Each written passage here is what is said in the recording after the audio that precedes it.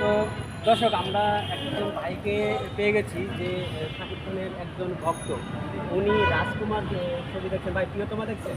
প্রিয়তমা দেখছি, প্রিয়তমা ছবিটা ভাই আল্লাহর রহমতে মনে করে আপনার যে ছবিটা যদি দেখছি এটার থেকে ওইটা অনেকটা ভালো, অনেক অনেক ভালো। এই যে এখন যে ছবি দেখলাম, এই যে যতটুকু সময় হলে ছিলাম ততটুকু সময় আমার করে তুমি আমার এতটা বছর পরে কি ছবি দেখাইতে নিয়ে এলে আমি সাকিবের ছবি কিন্তু আগে দেখতাম, এখন গ্যাপ, এখন দেখি না।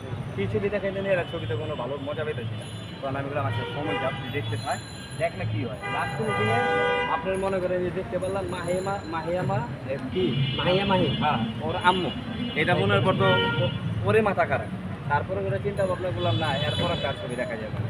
এই কারণে আপনার কাছে রাজকুমার শুরুর থেকে শেষ পর্যন্ত কিরকম? আমার কাছে ভালো লাগে। তাহলে মনটা যদি একটু খারাপই লাগছে, বোধ করে ওই যখন মারা যায় গুলি করে তখনই অনেকটা খারাপ লাগে। কিন্তু ওই যে ছবিটা যে করছে ওই নায়িকারে যেহেতু মনে করেন আম্মু বানাইতে পারছে, তাহলে আমি যেহেতু দেশের নাগরিক, ওর ছবি দিয়ে ওর বক্তা আমার